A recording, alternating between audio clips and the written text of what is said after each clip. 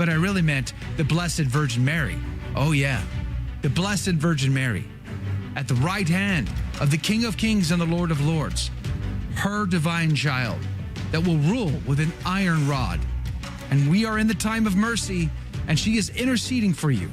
So come and ask for her help before it's too late, and the time of justice and judgment will be upon all of us. And you shall all have to give an account. May the Blessed Virgin Mary intercede for you and for me. And may we have salvation for eternity with them in heaven. We'll be right back.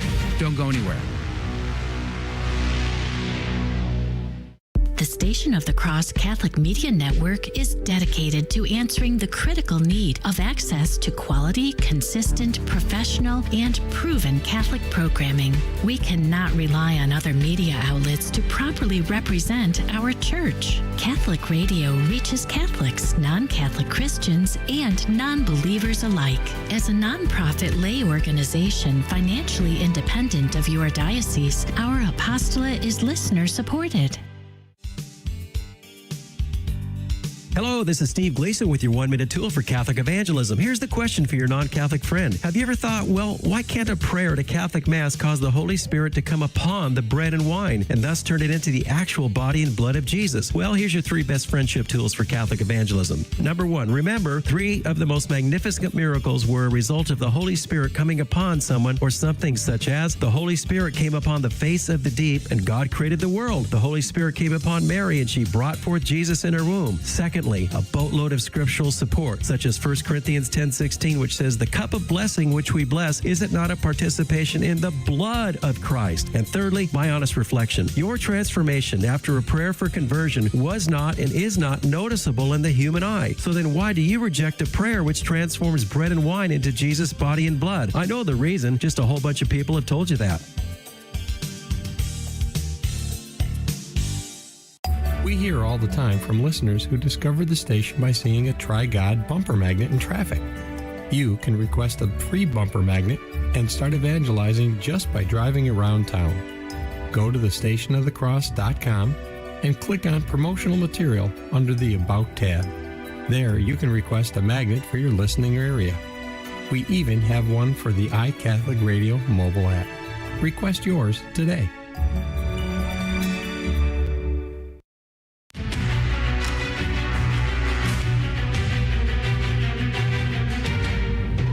Be to Jesus Christ. Welcome back to A Catholic Take, a bold synthesis of information and inspiration. I'm your host, Joe McLean, and it's so good to be on with you. Praise be to God. Coming up at 30 past the hour, we're going to have a conversation with Dr. Anthony Stine about the chaos that we're seeing in the world and the confusion that we see in the church. Are these two things linked? I believe they are. I know you believe they are.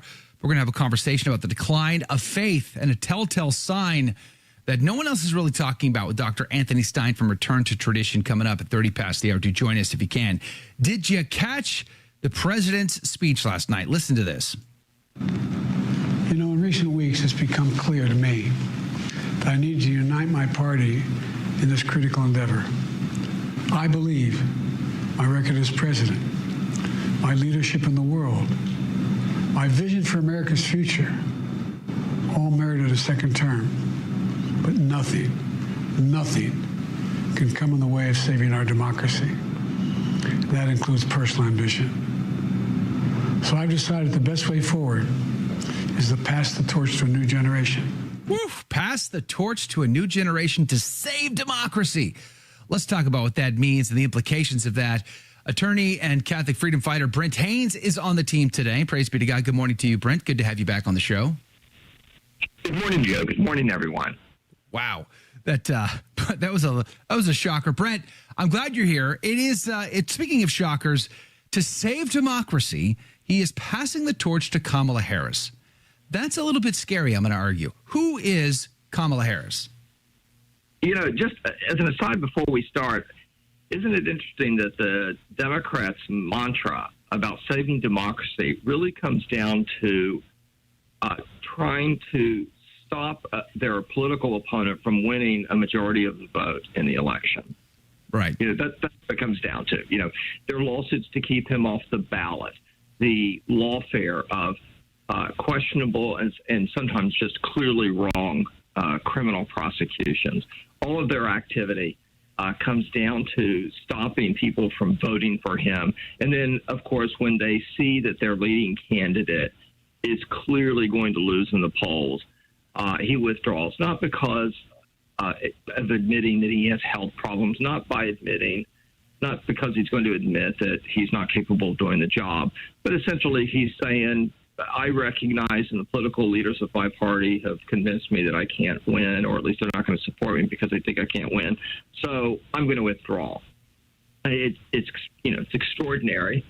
And so now we have Kamala Harris. So you ask who Kamala Harris is. Well, Joe, how much time do you have? Not enough in this segment to go through everything. So let's just try to hit the high points. The short version is, and these are just undeniable facts, if people agree with these policy positions, fine, and let's have a policy debate on these issues. If you have moral questions about the moral implications of our positions, then fine, let's have a discussion about that. But in this segment, let's just talk about the facts. And the fact is that Kamala Harris is an ultra-liberal San Francisco politician.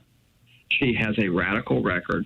She was, by one organization, GovTrack, rated as more radical than Bernie Sanders, or more liberal than Bernie Sanders. Remember, Bernie Sanders is an openly declared socialist member of the United States Senate from Vermont. That's who Kamala Harris is. And when you look at the position she takes, it's clear that she has earned that label. She supports, of course, she's the border czar. President Biden put her in charge of the border. She supports completely open borders. She supports abolishing ICE, Immigration and Customs Enforcement. She opposes putting more police on the streets to fight crime. She supported the bail fund to get violent criminals out of jail in 2020. During the 2020 riots. Remember that?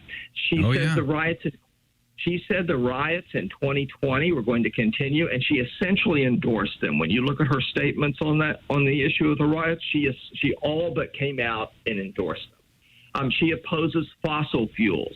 She opposes offshore drilling. She opposes fracking. And do you remember back when Hillary Clinton was running for president and she was pushing the green energy climate agenda? And she was asked about what coal miners are going to do, and she said, well, we would teach them to code. Do you remember that? I do, well, yeah. Kamala Harris says the same thing. There's an interview with her saying that the answer for displaced energy workers is job training. She supports redefining dietary guidelines in the food pyramid so that we will reduce our consumption of red meat. She supports the confiscation of assault rifles in the guise of a mandatory buyback program. And have no doubt about it, Joe, a mandatory buyback program is a confiscation program. If you don't comply, then the government then has reason to, they have probable cause to come and take your firearms. She wants to abolish private health insurance. She wants socialized, completely government-controlled health care. She wants the government and the taxpayers to pay for that health care, and she wants everybody in the country, whether they're legal citizens or not, to get health care. So she wants open borders, and then people who come here immediately get free health care. She opposes school choice. She is completely in lockstep with the teachers' union. And, Joe, don't even ask about abortion. I mean, no limits on abortion. None. And she has made that the cause celeb of her political activity, especially for the last 2 years and especially since Dobbs, because the Democrats have really been pressing that issue, of course. She went on 2 political tours. They give these tours themes and slogans now, almost like rock tours. She went on one in 2023 and one earlier this year in 2024 promoting abortion. And look, she opposes on foreign policy. She opposes Israel, the only democratic country in the Middle East, the only reliable ally the United States has in the Middle East. She gives comfort to terrorists such as Hamas. She is in line with essentially the pro-Hamas, anti-Israel element of her party that is just more and more showing itself like the British Labour Party a few years ago of being not just anti-Israel but anti-Semitic. Now, If you are president of the United States, Joe, you have to engage in reasonable diplomacy. That includes trying to get along with and deal with governments you disagree with. Do you remember when President Trump went and talked to the dictator of North Korea? Sure. You remember Only that? one to do so. That's what heads of government do. As Vice President of the United States, it's traditional for the Vice President to sit right behind the President of the United States when they give the State of the Union. Remember those typical iconic shots of the President standing before Congress speaking, and behind him sits the Speaker of the House and the Vice President of the United States. Well, that's also common when a head of state comes to the United States and visits the country and speaks to Congress, which is pretty rare. It's a very big event. It's a high-level diplomatic event. This is the head of another government. She boycotted Netanyahu's speech yesterday before Congress. Look, you might have criticisms of what's going on in Hamas. Guess what? Things are difficult in the Holy Land. And guess what? They have been for hundreds of years. But you have to be able to get along with these people and speak to them and negotiate with them and deal with them. And you have to show respect for them, just like you want them to show respect for our head of government. And what did she do? She engaged in the childlike, college, high school antic of boycotting the head of government who was speaking to the United States Congress when she is the vice president and the presumptive nominee to be the next head of government from one of our two major political parties. Brent, let's not forget what she did when she was in California still with David Delight and Sandra Merritt. Joe, we could spend an entire hour talking about her attacks on religious liberty. She initiated the case against David Deladen. She initiated the case against the pro-life centers, where the California government was trying to force pro-life pregnancy centers to give what they would call a disclaimer, but was essentially compelled speech. And then when she went to the United States Senate, Becerra, the next Attorney General, inherited that case. So the name of that case at the level of the United States Supreme Court doesn't have Kamala Harris's case on it. What happens is when the Attorney General changes position, or the politician who's involved in the case changes position, you have a new government official, that government official's name goes on the case. So her name went off the case, and Becerra's name went on the case. And fortunately, we won that. But she is adamantly opposed to religious liberty in the name of two issues. One, abortion, because she is just an abortion absolutist. And two, she's opposed to religious liberty on the grounds of sexual equality, marriage equality, trans equality. That's the way she would put it. And she supported compelling Hobby Lobby and other private businesses. She supported compelling them to acquiesce to Obamacare and to take away their right to have a religious-based exemption to certain health care mandates, such as providing abortion. She supports the Equality Act, which is equality for everybody except people with conservative religious beliefs. She is just an unrepentant radical on these issues. She does not protect religious liberty. She does not believe in freedom of conscience. She promotes a mandated orthodoxy to enforce people to support abortion with their tax dollars, to support abortion through their health care, to support abortion with tax dollars in health care if she gets her socialized medicine. She does not support religious liberty. Joe, we could go on and on. Let me play this clip for you real quick before we run out of time, because last night President Biden said the border crossings are lower in his administration than previous administration. And Kamala Harris is basically saying the borders are secure. The border is secure. We're going to have 2 million people cross this border for the first time ever. You're confident this border is secure? We have a secure border in that is a priority for any nation, including ours. And our who believes this stuff? That's my question. Does the left believe what they're saying? I'll tell you who believes this, Joe. Most people get their information directly or indirectly from the mainstream media. And it really is shocking the extent to which the media will simply engage in what is just an absolute falsehood. So already, the media is coming out and just going from one side of the issue to the other. They are now denying that Kamala Harris was in charge of the border. So last night, I look at the TV screen, looking at a particular news channel, and they put up a screenshot from Axios, a liberal news site and commentary site, where it had the headline of President Biden appointing Kamala Harris to be in charge of the border. And then they showed the recent headline from just the last few days of how conservatives and Republicans are falsely accusing Kamala Harris of having been the border czar. I mean, they're just caught red-handed in their own lies. There are articles on that already. Remember, I pointed out that GovTrack said that Kamala Harris was the most radical U.S. senator, or the most liberal U.S. senator. GovTrack went back and altered their information on their websites, but that information has been archived and other people pulled it up and documented it. The propaganda blitz is already on. They're already going back and changing their websites, Joe, and they're just reporting things that are contradictory to what they've already reported. The spin machine is on full power. It seems crazy to me. Hey, Brent Haynes, thanks for your insight today. We're going to link to the articles that we've been talking about today and the clips in the show notes over at thestationofthecross.com/ACT. Revisionist history in real time happening right before our eyes. Let's talk about the chaos and decline in the church and in society itself. Linked at the hip with Dr. Anthony Stine. It's all coming up next. Don't go anywhere. We'll be right back.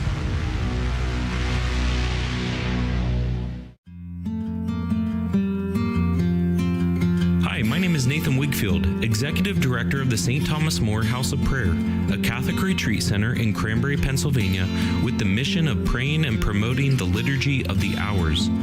I want to invite you to join us September 27th through the 28th for Vox Sponse, a retreat on the Liturgy of the Hours. In this overnight retreat, you will learn about the historical background and the theology of the Liturgy of the Hours, as well as receive practical instruction for how to pray the prayer of the Church. The cost is $120 per person. This includes talks, meals, and overnight accommodations. To find out more information or to register, visit liturgyofthehours.org/liturgy retreat. That's liturgyofthehours.org/liturgy retreat. What you're offering and giving to me, you deserve to get back because you're offering more than I can give. I learned so much through the Station on the Cross. I listen to the radio station daily, and I absolutely love it.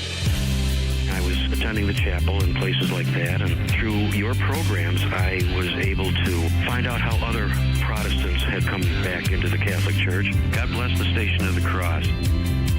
Donate today at thestationofthecross.com.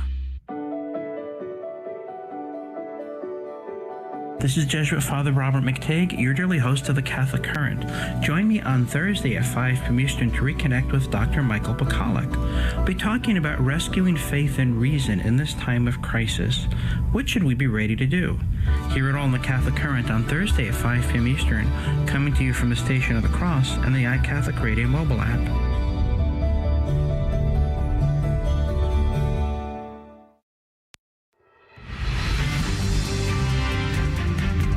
Praise be to Jesus Christ. Welcome back to A Catholic Take, a bold synthesis of information and inspiration. I'm your host, Joe McClain, and here are your headline news. The Hill reports nearly 40,000 new voters registered in 48 hours. Almost 40,000 people registered to vote in the 48 hours after President Joe Biden announced he was suspending his re-election campaign and endorsing Vice President Harris. Vote.org said 38,500 new voters registered, representing the largest number of registrations in a 48-hour period this election cycle. Of the new voter registrations, 83% were from people aged 18 to 34, according to the voting registration nonprofit group. Breitbart reports climate activists glue themselves to a German airport runway, canceling dozens of flights. Police said 5 people glued themselves to a taxiway at Cologne Bonn Airport early yesterday morning Flights were suspended for about 3 hours from about 5:45 a.m. while officers worked to remove the protesters. The airport said that 31 flights were canceled and 6 were diverted. The Last Generation activist group said in a statement that supporters in several small groups cut through the perimeter fence, approached the airport, and then attached themselves to the asphalt with a mixture of sand and glue. The group is demanding that the German government negotiate and sign an international agreement on a global exit for the use of oil, gas, and coal by 2030. I'm just wondering whether or not that glue was a petroleum-based glue or not. Anyway, Catholic Vote reports Biden delivers first speech since dropping out. President Joe Biden delivered a short address to the nation from the White House on Wednesday night, his first live remarks since ending his re-election bid 4 days earlier. During the speech, the embattled president said that while he felt like he deserved another term, he dropped out of the race and endorsed Harris to save our democracy. He also said, "We're not at war anywhere in the world. Anywhere. No, we're not at war with the Houthis or with Russia or in various countries around the globe. Oh, heck no. It's all good. Don't worry about it. It's fine. Just take my word for it. Don't fact check that." Anyway, those are your headline news. Praise be to God. Hey, don't forget, coming up next month, August the 24th, the big conference and gala dinner in Niagara Falls. I'm coming. I'm going to give the first talk. I want you to be there too. Visit thestationofthecross.com for the details. Click that banner. But joining us right now is Dr. Anthony Stine from Return to Tradition, returntotradition.org. He's got a great YouTube channel. I love it. And he put out a video a couple of days ago about the most concrete sign that the faith is on the decline. It's something I've really not heard almost anybody else talking about. So I've invited him on today. Dr. Stine, good morning to you. Thanks for being on the team today. Good morning. Thanks for having me on again. Praise be to God. There is, I want to say there's a connection. The chaos in the world and the chaos that's happening in the church are connected at the hip. And we're seeing that on a scale. It seems like it's getting worse. Do you feel like it's getting worse in the world around you? Oh, absolutely. And it seems like it's been getting worse every day, little by little, incrementally for the last 10 or 12 years, honestly. Yeah. Honestly, I put the bellwether moment. You could either argue that it was in the church world, it was the resignation of Benedict XVI. And in the secular world, it seems to have been the day that President Obama stepped out and decided to fan the flames of race tensions in this country on the Trayvon Martin case. Yeah, which Kamala Harris is eager to carry on that agenda for sure. In your video, though, I'm going to go to the video that you put out a few days ago, the most concrete sign that faith is on the decline. You know, it's interesting because we talk a lot about the issues in the church on this show, in many of those conversations with you in particular. But when you look at just the numbers, like most of the conversation, you can get people to come out and say, "Oh, Joe, that's crazy talk. You're just a radical," or what. Like, you can have varying opinions. But I think the point that you make in your video the other day, I think it goes beyond opinion. It's just the numbers. The numbers are what they are. We don't invent them. We didn't come up with them. We're not reporting them. We didn't write them out. They are being reported by official government circles out of Germany. And therefore, I think they should cross that divide of politics within the church. Do you agree to that point? Do you think that all Catholics should be paying attention to these numbers? Sure. And especially since those numbers, I believe, came from the German bishops and their media outlet, who are not rad trads by any stretch of the imagination. They tend to be full-throated supporters of the German synodal way, which is even too much for Rome and the synod of synodality. Rome has repeatedly told the Germans to slow down on what they're doing, that they shouldn't be going as far as they are. So the information break down the numbers. So these numbers represent the mass exodus of the faithful in Germany, which is one story we've covered. But this is about the financial element of that reality. Tell me about it. Sure. So in 2022, 500,000 Catholics officially left the Catholic Church in Germany. In 2023, it was about 400,000. So a decline of numbers, but in a 2-year period, you had nearly 1 million Catholics leave the Catholic Church in Germany. And this was this was a process that had been going on for a decade and just getting worse and worse and worse. And it's having dramatic decreases in what's called the church tax, which the numbers I have on the church tax, it was that it's like 9%. I had a German email me to give me some specifics on this actually, but it's a 9% of your taxes paid or something, which turns into about a 3% tax on you. For 3%, wow. It goes into your you don't tithe on Sunday in the collection basket unless maybe there's a second collection or something. And instead, the government collects the money and gives it to the church directly, which strikes me as insane, but that's how it's done there. And that amount of money is dramatically dropping off. It's expected that the German bishops will, in the article that I was reading from in my video on this, from the German bishops' website, that the German bishops will continue to be able to drive sports cars and live the fat life if they want to. But there's a lot of belt tightening going on now in the dioceses in Germany. Some of it, like in the form of personnel. Like, for instance, on the one hand, they can't hire as many people as they'd like to, but on the other hand, they have a hard time finding people to fill the positions that they need filled anyway, because they're going to hire Catholics preferably to do it. And it's just not that many people in the church are interested in working for the church in Germany. You got to understand, in Germany, those are pretty nice jobs to have too. But there's a dramatic drop-off in the amount of money. And I want to pivot, or not pivot, but tie that to something else. We've spoken about this before, but earlier this year, there was some research done in the United States, and it said that we kind of got used to this number of about 20% after the pandemic of Catholics in the United States go to Mass regularly. Well, it turns out that's not even close to true. That there was an organization that got a polling firm that got its hands on cell phone data to see where people are going on Sundays. And they found out it's closer to something like 7% of Catholics go to Mass regularly in the United States after the pandemic. 7%. Wow. That's, oh my heavens. We're not even in double-digit territory at that point. How tragic. And people have seen it now. I will say there's a number of things that could be going into this, including what kind of parishes are you factoring in here? Because one of the things that started happening during the pandemic was that you had the Latin Mass bans started coming down.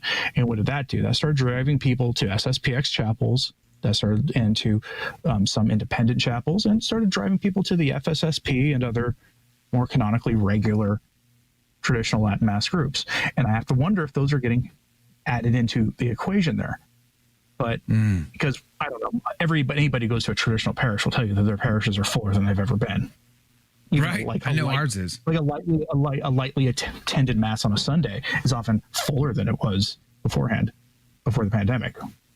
Yeah, for sure. Do you remember like the Summer of Shame, 2018, the former Cardinal McCarrick, the whole scandal that breaks out? That's when Vigano really comes out swinging with his statements. Right after that, we saw a trend in money drying up from the United States to the Vatican.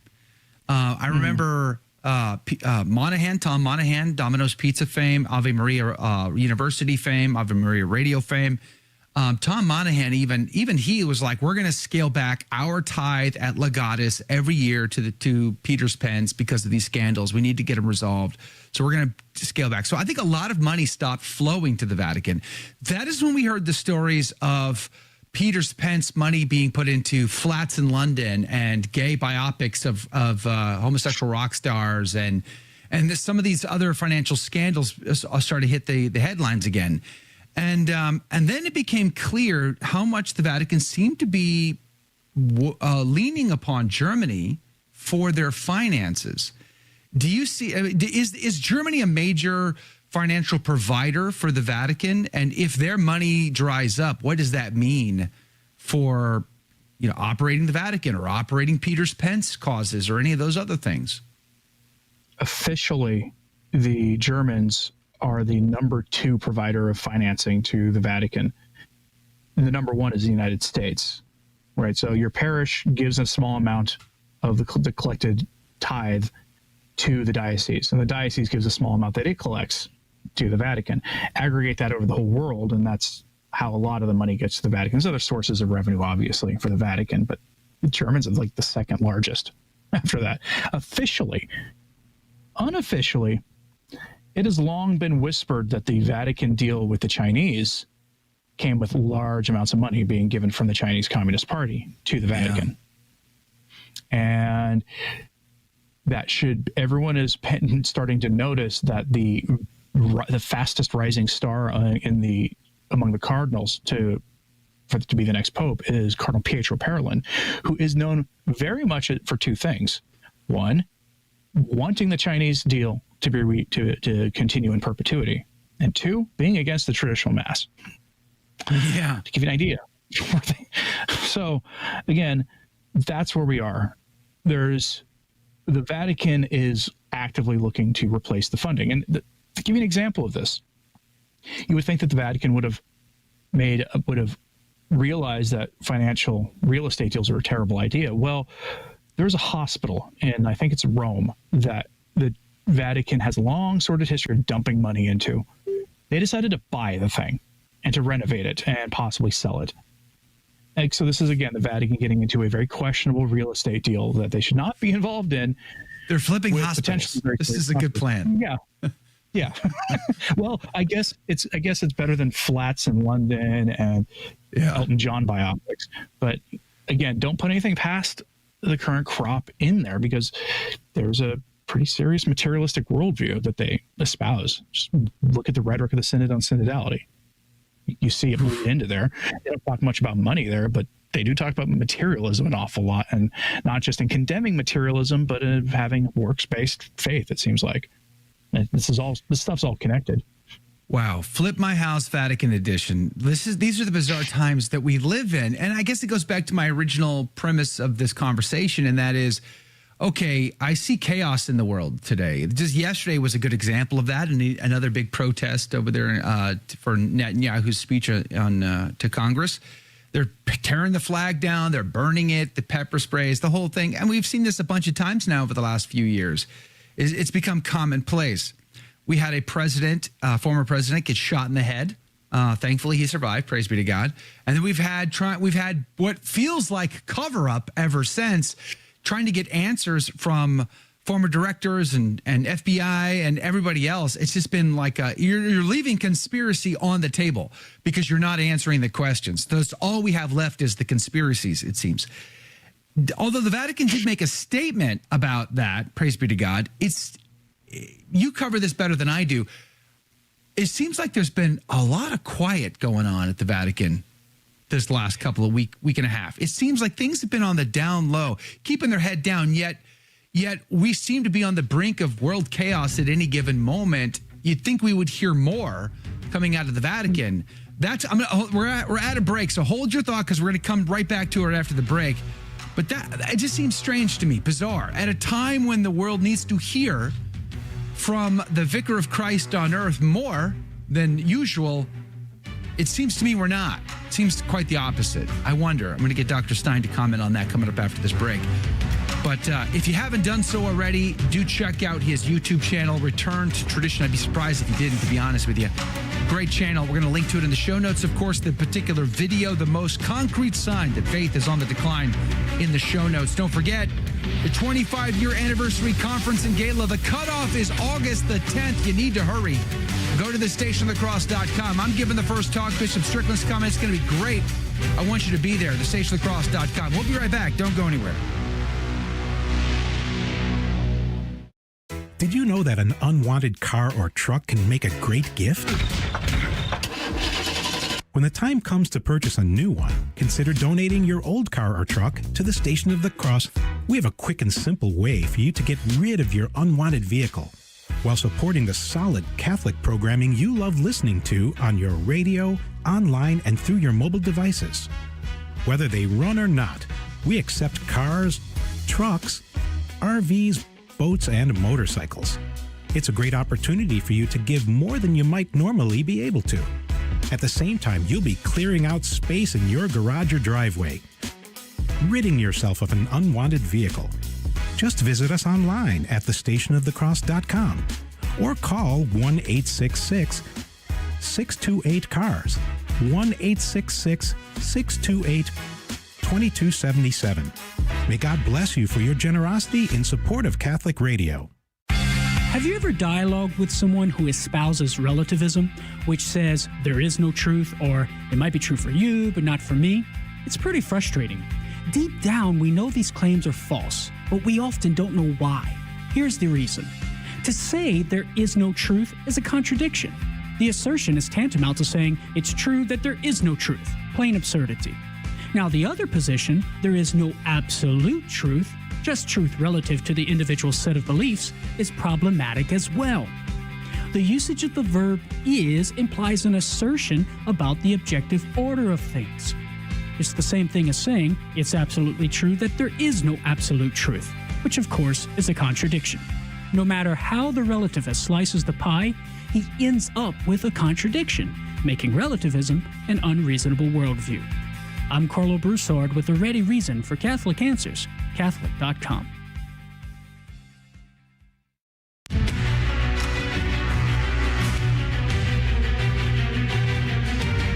Praise be to Jesus Christ. Welcome back to A Catholic Take, a bold synthesis of information and inspiration. I'm your host, Joe McLean. Good to be on with you. Praise be to God. We're talking about the link between the chaos in society we see around us that seems to be getting worse and the chaos in the church itself. Just yesterday, I saw a report that the Olympic team, I guess it was one of the Olympic teams in Paris, got assaulted, got mugged. I mean, it's just, look at the headlines. It's bizarre. The church in France itself is under attack. There was another burning in Canada.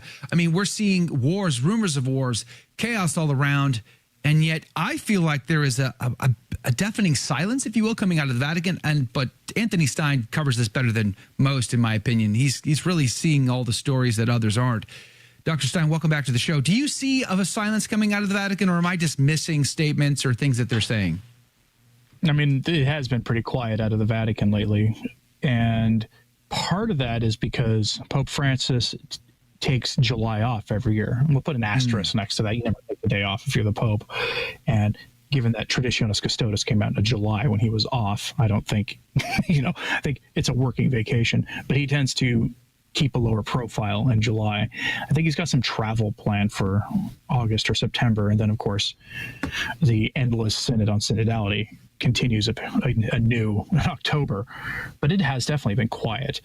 They issued a statement about the attempted assassination of Donald Trump, and they didn't even mention it by name in it, which is a little weird. I guarantee you, if it had been Joe Biden, they absolutely would have named him. So it is a little weird. It's not just him being on vacation, because the work never stops in the Roman Curia. There's always somebody doing something there. But it certainly has been quieter than usual, and I almost wonder if it's the fact that the Vatican can see that there is a growing populist backlash in the West, and that they are definitely aware that it's not terribly different than what's going on in the church these days. And maybe they're trying to tread carefully. I don't know for sure, though. We'll see. We'll definitely see. Could be also that there's just quietly things going on in the background. So there have been some new appointments named to some laity appointments, people I've never heard of before, so it's not that noteworthy to me. But there's some appointments to the dicastery of communications and a few other arms of the Roman Curia that are essential for communicating to the public. And that might be why everything seems quiet, so that they're quietly shaking things up in the background. But one thing that hasn't been quiet in Rome is that they're churning out these apparition quasi approvals. Many of them just extremely dubious, but now they're not willing to say that they are real and supernatural events, that they're just not harmful to the faith. And the key to these apparition approvals is they don't cause disunity and distrust of the hierarchy. That's the key one, which means of all the apparitions that we tend to actually think about that are message-bearing prophetic ones, none of them would have been approved.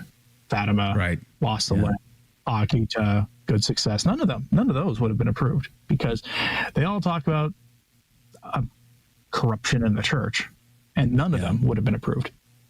But some rather dubious ones are being quasi approved, because there's no such thing as an approval now unless the Pope himself wants to do it personally, which isn't anything that new anyway, because the Pope always took the lead on the high-profile apparitions. I'm going through a book right now called Church of Spies. The book itself is probably 8 years old. I think it came out, it's probably almost a decade old now, 2015 maybe. Church of Spies. It's a good book, and it recounts what Pius XII did do during the Second World War. And in fact, the record clearly shows, and this book goes in through insane great detail, to include conversations, documents, all this stuff. It's great. About Pius XII's participation in the plot to have Hitler assassinated, removed from government, tyrannicide. His having to weigh this decision of his participation using St. Thomas Aquinas ultimately as his justification, but being an active participant in working with German conspirators, the English government, and people in between, using church assets and personnel to pass secret messages and communications between Western governments and German generals and German intelligence officers to help try to coordinate multiple attempts on the life of Hitler. I bring it up to say this. Clearly, at that time, if they were sitting here right now, they would argue, Joe, you want chaos? Come to my time. I'll show you chaos. It was chaotic. It was crazy. They would make the argument, and a solid one at that. And yet, Pius XII, in the beginning, he spoke out very strongly against the rise of Nazism and the atrocities. But then he got silent publicly from a public standpoint until Hitler invaded Norway and invaded Belgium and then France. Pius XII actually published a condemnation of that in L'Osservatore Romano. But the backlash was a price that was high. And so the constant battle of how public do you get and how public do you don't get was a real concern for Pius XII, actively trying to do away with Hitler and prevent the growth of these atrocities. He did speak, but he's still accused today as being Hitler's Pope. It's fascinating to me. I bring it up to contrast where we're at today. Like the Pope's taking July off. I want the Pope to relax. I don't want him to be stressed 24/7. That's not right. But the world needs to hear a clear and concise voice, and silence is what we're getting today. I find that strange. Do you think it's a fair contrast between Pius XII and this current pontificate? The difference is, I think, that that the papacy and the Vatican in Pius XII's time was under direct threat from the Nazis, especially when the Nazis started occupying Italy towards the end of the war. They were under direct threat. There's no such threat today to the Vatican. If anything, from the powers that he should be speaking out against are allied with the Vatican in a weird way. How many times has the Vatican hosted a UN conference on various things that have nothing to do with Catholicism? How many times has the Vatican had Jeff Sachs show up as a speaker for some reason? How many times has Jeff Sachs endorsed Laudato Si? I mean, there's some we'll say there are some differences, some telling differences between then and now. Yeah. Hey, real quick before we end up having to say goodbye on the radio side, we will stay in the after show. But Dr. Stine, what were your initial thoughts post July 13th shooting of Donald Trump and the unfortunate death of Mr. Compatore? That was probably going to be a massive shift in the direction of the presidential election, and that Trump handled it pretty well.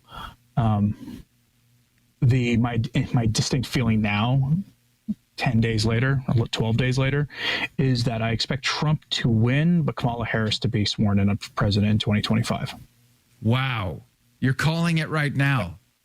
That's my expectation. And then my simple expectation for that is the media is literally lying to people in an unprecedented way, just nakedly lying to people. Those 40,000 new registered voters you talked about at the break, I'm dubious. I really am about that. Yeah. I don't 18 to 34-year-olds, mostly 18 to 34-year-olds. That was a red flag to me too. That's the one group you can expect to come out and support for her because she has nobody else. Exactly. And for good reason. Yeah. She rubs everybody the wrong way. And go look at her hostility to Catholicism. Did your producer tell you what I told him?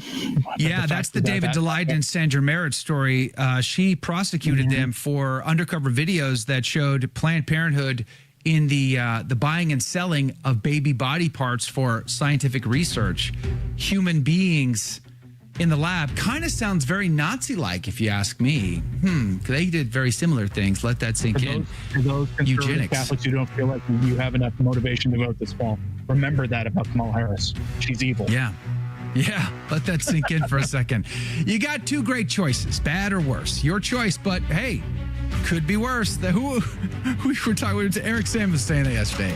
The new Donald Trump campaign slogan. That was me. It could be worse. Was that you, Jake? Hey, listen. Tomorrow, I think I want to talk about the fall of the Western Roman Empire in parallels to our own times. That ought to be fun. And I want to talk about Akita. That's coming up tomorrow. Stick around for the after show. You can go to thestationofthecross.com/ACT and hang out with us live in the live video player there, or just underneath are the icons. We'll see you there. God love you. God bless you. So what did you think of today's show? Let's discuss that right now in the after show. Your take on the after take. Comment, interact live with me and the team. All you need to do is search for one of our live video feeds on Facebook, YouTube, Rumble, Twitter, LinkedIn, and elsewhere. Simply search for the Station of the Cross, Joe McClain, or A Catholic Take. I'm looking forward to seeing you and interacting with you directly. It all starts right now. It's the after show. And we're back. Welcome to the after show, everyone. Good morning. And I hate to be the bearer of bad news. I can only stay for a minute because my wife gets to have her glucose test for her pregnancy. Second one, because right before we left on our family road trip 3 weeks ago, or 2 weeks ago, whatever it was, she her results of her glucose test were like borderline for gestational diabetes again. So they're going to do it again. Yeah, that we'll be sucks. praying for you. And then her appointment's in half an hour, so I have to go here in a minute. But I thought you might want to discuss this. It's America Magazine. It's on their front page right now if anybody wants to look at it. Their headline is, Joe Biden made room for the next generation. Baby boomers should do the same. This is the same outlet that also had a story yesterday with the headline, Joe Biden, Pope Benedict, and the humility of stepping down. Oh, my heavens. Yeah. Good grief. Just 2 days before, 4 days before, Joe Biden is sharp as a tack. He's great. He's what we need. He's perfect. He's just everything. Now, all of a sudden, it's Joe who? Joe. Oh, I remember Joe. Great old crazy Joe. Stepped down to make way to save democracy. Go ahead. So crazy. Here's my question. But before I leave, I will clear up my statement about the Kamala Harris getting sworn in thing. Elon Musk has put up $45 million a month, every month, for anti-voter fraud stuff. That was his donation to the Trump campaign. And there are organizations on the ground who are going to follow the law to the letter for ballot harvesting on the conservative side of things. So maybe it won't happen that way because they cheated by changing the laws. Yeah. And conservatives let their principles get in the way. You know, though the joke now is that you'll find American conservatives in the gulag saying, well, my principles don't matter. My principles matter more than anything else, they say, as their friend next to them gets executed and they're next in line, right? That's kind of a running joke now. Imagine if the right? shoe were on the other foot. Yeah. Did you happen to see the clip of Mark Zuckerberg, like, in awe of what happened to Donald Trump? Thing. Yeah, he said it was the bad A thing he'd ever seen. I'm like, he also said that he's very cryptically, I don't have my hands on the video or I'd play it, but he says like, well, I've done some things in the past, the last time that I won't be doing this time. I have to believe what he's referring to there is his personal putting out millions of dollars to help influence the Democrat vote in the last election, which everybody busted him on. That's because everybody knew that it would probably be Kamala Harris running and that she's awful. Like nobody likes her. This is why the media right now is gaslighting. A bunch of polls came out. There's an election channel I follow. They go over the various polls. Only one of them had Kamala Harris up, and the rest had Kamala Harris down to Trump at the same margin, roughly, that he was down, that Joe Biden was down by 2 to 3 points nationally, which turns into a 2 to 3 point loss. Would mean that Trump gets like 380 electoral votes or something obscene like that. Republicans rarely win the popular vote in their first term. Yeah, I predict California. I predict Kamala Harris will not be the president in 2025. But I also predict that she will not be the nomination either. I think this is my take on this, and I'll be quick so you can get going. I predict I'm saying that Kamala pulled a fast one on the Obama regime. She pulled out the 25th Amendment card. She pressured things to move forward to get her that nod. I believe that by the DNC, someone else is gonna come swooping in. Might it be Hillary Clinton? So here's the thing. I don't know. Here's the thing about that. It's the one reason why I think they might let her lose. Yeah. It's because Obama doesn't like her. I think he realizes that she's too extreme. Obama's whole thing was playing the populist thing. He was the first populist president until he got sworn in, and then he stopped being a populist. Right. He was the first one in the modern time. People think this populist tide started with Trump. It started in 2007 in the aftermath of the Iraq War. Okay, we've been at this now for almost 20 years. But that's the one reason why I think she might lose. But also, she's going to be the nominee. And you know why? Not only she secure the delegates, the DNC basically said you banned anybody from offering another candidate against her. For them to do it, they have to, within the next 3 days, get 300 delegates who are all sworn to Kamala Harris to sign a petition to let them. It's going to happen. It's going to happen. Oh, I hope the so. curveball's coming. Hope so, because a chaotic convention helps the side of super evil lose. Okay, I can just imagine 1968. I can just imagine Barack Obama sitting in his lair on the island there with his hairless cat, and just wondering how it is that the cackling Kamala Harris got one over on him. I can see it in my mind. He's just sitting there brooding, like, what? How did this happen? No. Anyway, I really do got to run. My wife's appointment's in 25 minutes. God bless you, Dr. Thanks for Stine. Thanks for being on today. Yep. Appreciate it. God bless. Jake, what were you going to say before I cut you off? I was just wondering, and I was hoping to get Dr. Stine's comment on this too, but it's just for general discussion is going back to the America magazine headline. It's time for the baby boomers to do the same and step aside. I'm wondering, do they realize, that the majority of the faithful, of the attending young people in the church are probably on the conservative side? Are they in their heads? Is this a sneaky ploy by them, or are they actually deluded enough to think that the young people are the ones who love the synod and synodality and they love word salad and that sort of thing? Maybe I'm misreading. Yeah. I don't know what the numbers exactly are. I don't think you're misreading, but I think you're a glass half full guy. And I'm definitely a glass half empty guy. There's no question. I'm the pessimist in the room. So I would love to believe that is a positive sign for us, because we do see a lot of really young, vibrant Catholics that are embracing traditional and conservative values. And that's a great survey on the seminarians.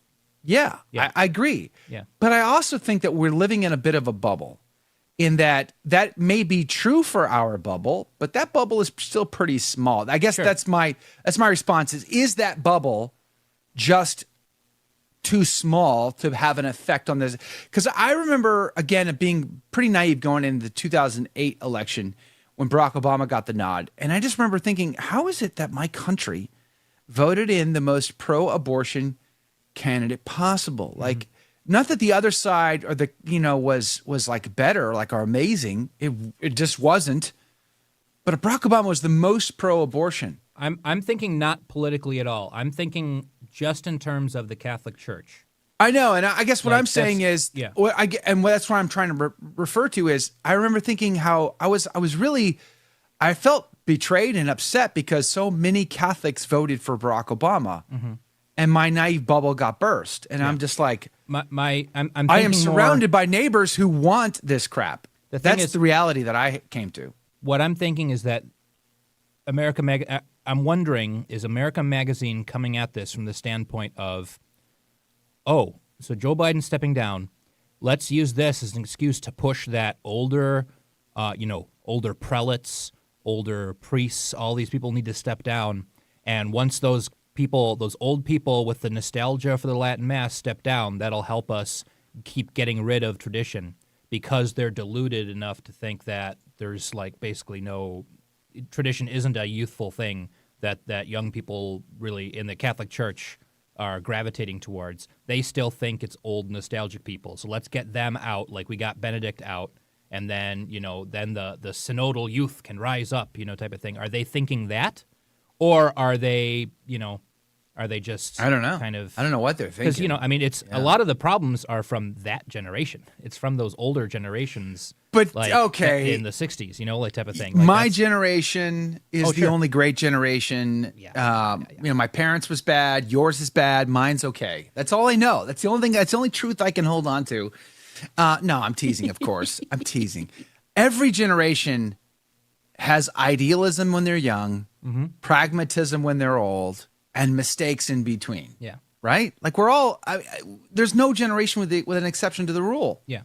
So it's just a cycle that repeats itself. At least that's how I see it. So I'm just wondering, like, what's their thought process behind saying that the baby boomers need to step down, considering considering that reach out and ask. Probably that a lot of the majority, a lot of the kind of more radical, and synodal type prelates and leaders in the church are of that generation.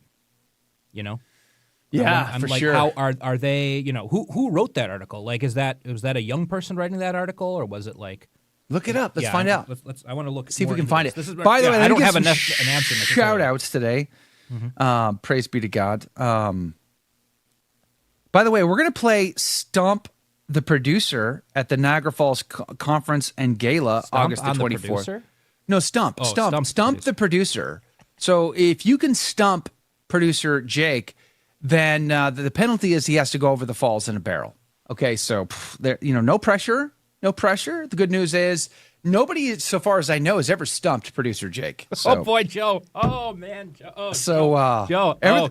Everything's in his favor. Sorry to interrupt. You're doing the shout outs, but okay. I didn't actually do any shout outs, but okay. Okay. Joe Biden made room for the next generation. Baby boomers should do the same. Written by Valerie Schultz, and not to maybe Valerie Schultz is very much a very faith-filled and lovely person to meet or whatever, but her Twitter account says married, 4 kids, 2 grands, vegetarian, she/her, #Harris 2024. Yikes! Easy, killer. Easy. Pace yourself there a little bit, okay? Maybe you should sit down and just take a breather halfway through all of that. Wow. Yikes. Vegetarian, she/her, #Harris 2024, writing for the lovely Jesuit magazine, America. Identifies as a Catholic. Lives on the Oregon coast. As soon as I saw lives on the Oregon coast, I said, "Oh, this is going to be good." And then I clicked on the Twitter account, and I was confirmed in my. Hey now. So she's of that generation. She says we baby boomers can relate. So like, I'm wondering, like, does she think, oh, the youth are just like me? Which is, Utes. Is she under that? The Utes. Yes. And yes, Deborah, I'm not calling out that all boomers are like her. I'm wondering what the thought process is behind this. That's all I'm saying. Well, I think we can make some assumptions based on that profile right there. Damon, good morning to you. T Storm, praise be to God. Good morning to you. Troy Lockett is here. Gus, good morning. Gus is going to Rome, by the way. So excited for you. He was asking me for some advice earlier this morning on where to stay in Rome. The Trastevere. I would say Trastevere Jewish Quarter, stay around there. It's just more centrally located, easier logistically to kind of get around. Mateus, good morning to you. Karen, Andy Bashaw, Janice, Yvonne. Mateus, good morning to you. Praise be to Jesus. Glad to see you guys here. Thanks for hanging out with us today. Mike K, my friend, good morning to you. Thanks for being on the team today. Lots of great commentary on. I was doing some play-by-play yesterday for Christopher Wray's hearing on Capitol Hill on the Telegram group yesterday. He finally gives us the bullet count, but we're still not allowed to know where the van was parked. Why did the kid buy a ladder and then that ladder is nowhere to be found? The ladder you see in the pictures on the roof, That's not his ladder. That belonged to someone else, apparently. Why did he buy a ladder? Where is the ladder? Ladder wasn't in the van. Maybe he was Mormon. Maybe. Church of Latter-day Saints. I got it. Yeah. That's good. Who knows? I don't know. But it's like we're left with, if all we're going to, I would say this. Christopher Wray, at the very least, was seemingly more open and honest and transparent than Kimberly Cheadle by a long shot. There's no question about that. But, and most of I was surprised yesterday, too, how many Republicans were like with Kimberly Cheadle, it was all the Democrats doing the hit job on gun control. Like they would use their 5 minutes to just hammer gun control. And then with Christopher Wray, the Republicans used their 5 minutes to hammer Christopher Wray about the border security and Joe Biden's cognitive capabilities. Like, I get those are important to me, but let's talk about the July 13th shooting, okay? Can we focus, people? Hey, right here, just focus. But that's not what they did. So right-left politics, it was just kind of nonsense. I wanted to know about the details. Anyway, I was doing that yesterday on the Telegram group. If you want to hang out with us in the Telegram group, you got to be on the email list. Go to the website, get signed up today. Sci-Fi Mike is in the house. Praise be to God. Kathy, good morning to you. Paul, our friend from Buffalo, welcome to the team. Jerome is here. Praise be to God. He says, I spent a lot of time on liberal message boards. The younger generation of progressives see the boomers as an obstacle to their level of progressivism. Whether they realize it or not, this younger generation of progressives truly are communists. That is, I guess that goes, I'm on that team right there. That's my issue what I'm saying is, although I would love to say the next generation is bright and hopeful, because I do see a tremendous amount of young, super solid trad Catholics embracing true conservatism. And I have hope for that. But I also think I live in a bubble, and that's a kind of a small number in the reality, of the grand scheme of things. I think the majority of the last two generations are just totally off the rails. I'm making no claims of that. I'm just wondering about like the Catholics who actually go to church. Like, what's the percentage of young people? Like, that's what I'm wondering. Is I agree, and especially because of that survey of the seminarians, especially U.S. seminarians, like they're having a backlash against. I mean, what's less cool to your average young person than like your father's generation, and your kind of those previous generations. I don't know, man. With the felt and the guitar songs about how Jesus is my boyfriend and like all of that, How's it go? I'm sorry. What's Father McTagg has a great line about it, like Father McTagg had a great line about music like that. But that's what's less cool than that. So there's just by psychology there's going to be a rebellion against that. Listen, so I think it's interesting. To quote the Zuck, that was the most bad A thing I've ever seen. The boomer president takes a bullet to the head, stands up, and gives a fist pump. Mm-hmm. Well, I mean, what? Yeah. Like, what are we talking about? Yeah, and that's proof that there's again, it's when you're speaking in general statements, there's always exceptions to these things. That's the key. But when you've got a baby boomer writing that article for America Magazine and saying the baby boomers should step aside, to me that sounds. I haven't read the article yet, but to me my thought was, okay, is her premise going to be we need to step aside so that the even more radical young people can step up and continue our fight in the church? And I'm wondering, maybe you're underestimating, just how many traditionally minded younger people are out there. That's my. Yeah, and my only response to it, though, is I agree with you, but at the same time, I don't think it's enough to move the needle. I think the vast majority of Americans are secular humanists at the end of the day, and they just want to get their sleeve tattoos and their nose rings, and listen to a little bit of Kid Rock. Purely about within the church, the remnant that's going to be. I know, but considering how few people are even attending church anymore. Yeah. If who's. Because you can say, the vast majority of American Catholics, I mean, they don't even go to church, let alone are going to church and trying to make it like liberal. But if you've got this a more liberal minded bishop like following the advice of this columnist and stepping aside. Well, who's going to replace him? Odds are, if these surveys are correct, that it's more likely to be replaced by a more conservative-minded younger priest eventually. Aside from trying to pick out the most liberal replacement for him, type of thing. That's I'm not saying that's 100% going to happen. I'm just wondering, is this the case of maybe they're underestimating their chances here, which I think they clearly have, and that's part of the backlash against the TLM is like, why are young people showing up for this pilgrimage to Chartres? They must be all what was it they were saying? They're all psychologically disturbed young people showing up for this thing. That's wwhy they want this. Get off my lawn, you whippersnapper! Get off my lawn, you young trad punk, young trad punk. Oh, man, is it jello time yet? Anyway, Sci-Fi Mike, good morning to you. Edward Clancy, Lynn Pine, Rosie, good morning. Nick the Mike is here as well. Cindy K, good morning to you over on the Rumbles. Edward says, here's a quote from the Senator Kamala Harris. Is it Kamala or Kamala? Kamala Harris. Since 1993. You have been a member, she's quoting you. He's quoting her in this Knights of Columbus debacle. That remember when she had that? It says, since 1993, you have been a member of the Knights of Columbus, an all-male society comprised primarily of Catholic men. In 2016, Carl Anderson, leader. Hold on. You cut that quote off for me. I do remember that, though. I remember how shocking that was. It's like, really? The Knights of Columbus is radical? Really? I mean, like, wow. Like, man, if that's your litmus test, we are so in trouble.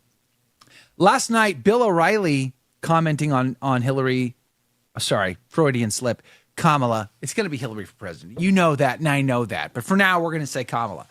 Kamala. Last night, Bill O'Reilly said, listen, Kamala Harris does not know Marxist ideology. She does not. She's not read Marx or any of the other crazies from the 19th century that influenced so many and led to the deaths of millions and still plagues us today.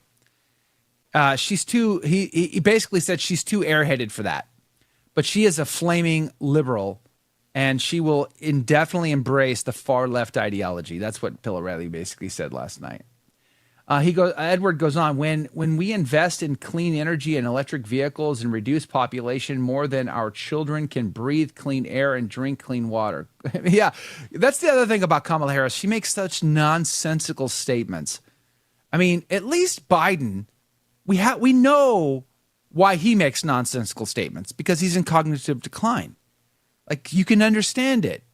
My grandmother died with Alzheimer's, and so you understand it. You can at least appreciate, what's behind it. What's Kamala's excuse? She's only 10 years older than me. So yikes. This is where I say we need to raise that bar for presidency really, really high. We need to force our candidates to rise to the occasion instead of bring the bar down to them. It needs to be more than just platitudes, picture moments and sound bites and just, UFC Kid Rock concerts. It needs to be more than that. We should force our politicians to rise to the occasion. I feel like we don't. Damien, good morning to you. Miriam, Alberto, Helen Grace, Deborah, Kilroy Jones, Yvonne, KSW Benedictine Oblate, good morning to you. Kilroy Jones, welcome back. Glad you're on the team. Evelyn, good morning to you. Praise be to God. Glad you guys are here today. Knight of the Immaculata, good morning. Welcome back. Studebaker Hauk, good morning to you. Petra, good morning to you. Laura's on the team. I think Team Gen X too, right? Yeah, let's hear for Gen Xers. Donna Eberly, good morning to you. I'm scrolling backwards. Chance, good morning to you. Thanks for being on the team today, Chance. Mac Thompson is here. Joshua Cooney is here. Good morning to you. Joshua asks a very important question. Does your producer have any Buffalo area parishes he can recommend? I hope this question is okay to ask online. Well, I don't know if it's okay to ask online, but the cat is out of the bag, so to speak. So there you go. The question Producer Jake, this could be the stump the producer question right here. If you stump him, he's got to go over Niagara Falls in a barrel. Jake, what say you? I can definitely recommend one parish for sure. Only one? Well, it's the one I know best. Okay. St. Anthony of Padua, downtown. Although we are no longer to be a parish, we're part of. We were already in a family of parishes, as the term is in our road to renewal, quote unquote. Don't you love that? But now we are going to join the oldest parish in Buffalo, which is the founding parish, St. Louis, and we're going to be an oratory. Someone was saying a mission, but I think it's going to be an oratory of that parish, so we can continue having the traditional Latin Mass and going strong there. But highly recommend St. Anthony of Padua. Let's pray for that. I believe St. Louis has a really nice choir. Is it Louis the Ninth? It is St. Louis the Ninth. Even though it's a German parish, it's named St. Louis. So Jawohl. It's a historically German Das parish. ist gut. So we've got the Italian. We've got the Italian parish joining the German parish. I hope there's not a there's not a Japanese parish nearby. But but anyway, no. Nothing to see here. Move along. It's not St. Anthony's is not the prettiest church in Buffalo for sure, but it is a pretty church, and we've got wonderful, well-attended Latin Mass there, and sung masses all the time. And by the way, if you're coming to Buffalo next month to hang out with us for the conference, bonus Friday night, the 23rd, is an Ask a Priest Live extravaganza. Tell me about that. Friday night, so our Monday through Friday Mass is at 6 p.m. Friday night, we're going to have a solemn high Mass, an Ask a Priest Live solemn high Mass. We're going to have 3 priests from Ask a Priest Live, and they're going to we're going to have a sung solemn high Mass. It's going to be great. Saturday morning as well, there's going to be an 8 a.m. sung Mass for the Feast of St. Bartholomew, so you can get to a sung Latin Mass in downtown Buffalo, and then it's just a quick 20-minute drive up to Niagara Falls for the start of the conference. You should have time to get there and get in and be ready to go for the start of that. And of course, we have our Sunday Masses. There's a 7:30 Low Mass, and I believe that's going to be Father Robert McTague, Society of Jesus, who's going to say the 7:30 a.m. Low Mass, and Father John Brancich, FSSP of Ask a Priest Live, is going to say the 9 a.m. Sung Mass on Sunday. So you've got. But it looks like Father Rock might also be in attendance. Yep. So I can't confirm the roster for the Solemn High Mass yet, but I believe Father Brancich is going to take part, and Father Amato of the Diocese of Rochester is going to take part. I'm not sure who the third is yet, and I'm not sure who's celebrating that Mass yet. But it's going to be pretty cool. Ask a Priest Live Solemn High on the night before the conference. So it's going to be a big deal. I mean, we got an Ask a Priest Live team there. Jordan Pacheco is coming in. The host of that show is coming in as well. So it's going to be a wonderful opportunity. Bishop Strickland, Father Mateg, Mother Miriam. If you like firebrands, there's going to be several there. Candace Owens. Candace Owens is going to share a bit of her journey, where she's at on that journey right now. She's a controversial character to be sure. But, we should all take a moment and just say, why did you become Catholic? I know your husband had a big influence on that, but really what was the roadblocks, and why are you where you are at now? Why are you leaning traditional? I think it's fascinating. You can see, when you're a public figure, you develop publicly, right? And sometimes that's a painful process, and there's certainly been some of that with Candace Owens. But, so she's not going to be there to answer like Thomistic, deep philosophical, theological questions. She's going to be there to share her journey, and we're going to have opportunities to hang out and talk to her. And Bishop Strickland, of course, fantastic to hang out with Bishop Strickland. I'm going to go on pilgrimage with him next year. I'm looking forward to that. Going to Greece and Turkey.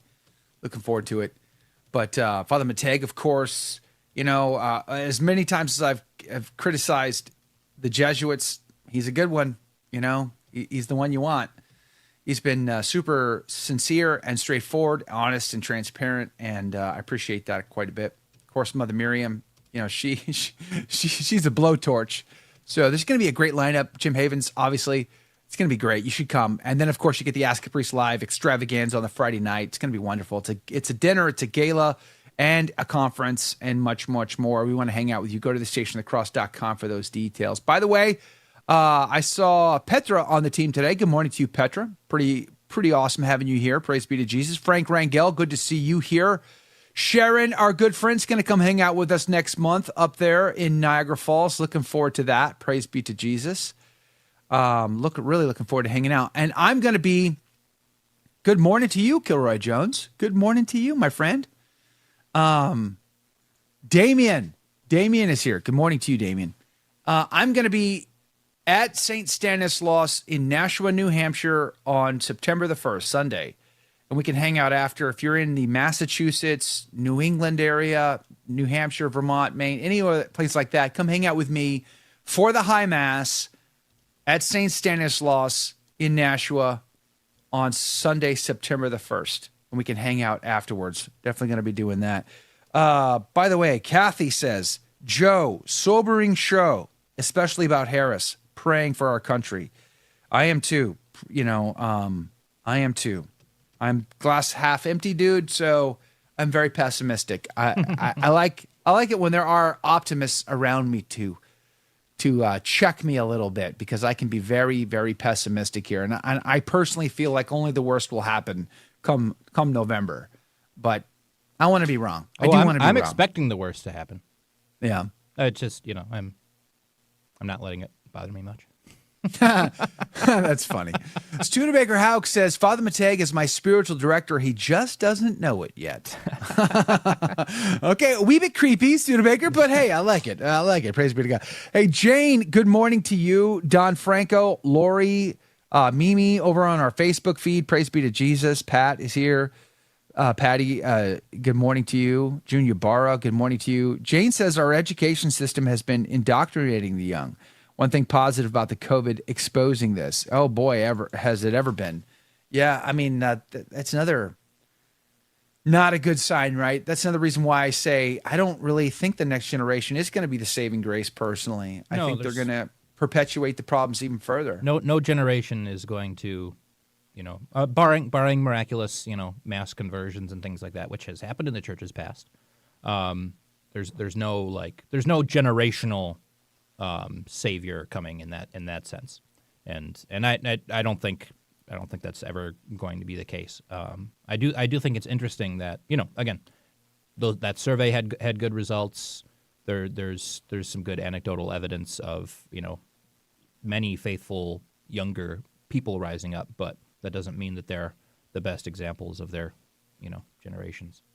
But again, we live in a bubble, but the church is also its own bubble, which is why I said, look, if the majority of priests in America who are actually sticking through this are conservative-minded and traditionally minded, that's a good sign. I'm not saying it'll be the answer, but it is, and they're not in charge of being made bishops, so you can have 5 great priests, and then the 6th one is kind of, and the 6th one's more likely to be picked to be the bishop of the diocese, so it's not going to save anything. But I thought it was interesting because it's, there's one of evil's great fallings always is that it overestimates its own, power and success, and it underestimates, the power of the good. It underestimates the little baby born in a stable of a young mother and a quiet, unassuming father. Evil underestimates those things.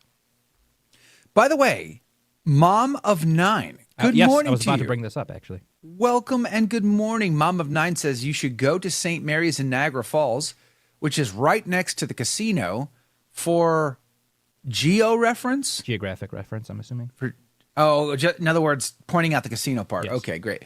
The pastor there is a holy priest and used to have the Latin Mass. Beautiful church. Mom of 9, welcome to the team. Thanks for hanging out with us. St. Mary's in Niagara Falls. Guess what? St. Mary of the Cataract is going to host a Reverend Novus Ordo with, I believe it's with Father McTague and Father Jacek Mazer, who's done shows on our station with Rick Paulini. I believe that's going to be the Mass available for conference goers on the morning of the conference. I think it's 8 a.m. I think there's going to be and I believe it's at 8 a.m. Don't quote me on that. I might be wrong. It might be like 8:30 or something like that. But I think it's at 8 a.m. the morning of the conference, and it's like 5 minutes from the convention center. So you can hop right over there for Mass and then go right over to the convention center for the start. So it is a beautiful church. It's a really lovely church. I think we're going to be adding all of the Mass opportunities to the website. Am I correct on that? Yes. We'll eventually have those listed once they're fully confirmed. Okay. Yep. All right. Praise be to God. So that's going to be at thestationofthecross.com. You'll see that banner for the conference. You can click that and you'll be able to get all the details. But August the 10th is a cutoff, so hurry to get registered today. There's a conference. There's a gala. You can get a price for both, or you can just do the conference if you want. And there's hotel discounts, or you can stay wherever you want. Praise be to God. I'm bringing up a couple of my kids. In fact, the plan is I'm going to be driving up with a few of my children, and Michael Hitchborn is going to be filling in for me while I'm driving up that week. So it ought to be great. Praise be to God. So get registered today, thestationofthecross.com for those details. Karen, good morning to you. Will there be a table for insider group at the gala dinner? Ooh, now you're talking my language there, Karen. I got to ask that question. So, I don't know. It would be awesome if we could. Wouldn't that be great? I mean, I should ask the about thought that. of live in-person ACT chat is a little, maybe a little scary, but No, it's exciting. not. It's so great. Are you kidding? So many people to argue with. It'll be great. Exactly. Debbie, good morning to you. Glad you're on the team today, Debbie Furtado. Praying for our country. A lot can change. The good Lord is in change. All right, praise be to God. I like that optimism. Debbie, you're awesome. Praise be to Jesus. And if I remember correctly, Debbie, you said earlier in the show, when Dr. Stine mentioned the 7%, you were wondering whether or not it was a true number. It's anecdotal at best, I would argue, but what that number was based on was on cell phone data. So, which reminds me of the cell phone data related to the shooter on July 13th. Similar, it's the same technology, same tracing and analysis. You can access. There are firms that actually get access to all of our cell phone data, tracking data, through advertisements. So advertising companies have cookies on your phone that track your phone and where it goes and when it goes, so that they can geolocate you, so that when you enter into certain geographies, so like on a map, they'll draw a geography, or they'll create a radius or something like that. And then when you enter into this bubble that they create digitally, they can serve you very specific ads. So let's say you're in a mall and you're walking by the Apple store. All of a sudden your phone starts getting Apple ads, that kind of thing. So because that technology exists, they can actually gain access to that data and then analyze that data to figure out what your interests are, where do you travel to and from, etc. So they've used that technology to see what people do on Sundays. Are they going to Mass or are they not going to Mass?